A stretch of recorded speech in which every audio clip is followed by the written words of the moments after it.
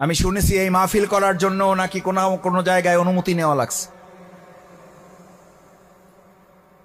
কারো কারো পছন্দ হয় নাই, আফসোস আফসোস। আমি জানি না তারা এখানে এসছেন কিনা। আমার ইচ্ছা করে আমি তার কাছে গিয়ে বলি, ভাইয়েরা আসেন, কি আলোচনা হয় শোনেন। এখানে শফিকুল ইসলাম মাসুদ ভোটের কাঙাল হয়ে আসে নাই। এখানে আবুল বাশার হেলালি বাংলাদেশ জামাত ইসলামী রাজনীতি করার জন্য আসে নাই। শফিকুল ইসলাম মাসুদ যদি পাবলিক ফিল্ডে এখন রিকশার উপরে দাঁড়িয়ে কথা বলা শুরু করে, আপনাদের এর চেয়ে বেশি রাস্তায় জড়ো হয়ে যাবে। জামাত ইসলামী ধোঁকাবাজি করার জন্য এরকম একটা মাহফিল করে জামাত ইসলামীর দাওয়াত আপনাদের দিতে হবে, এটা জামাত প্রয়োজন মনে করে না।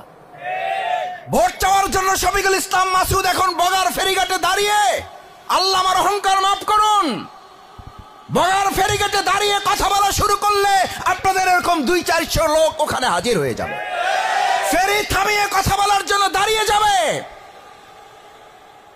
কি ভাবছেন?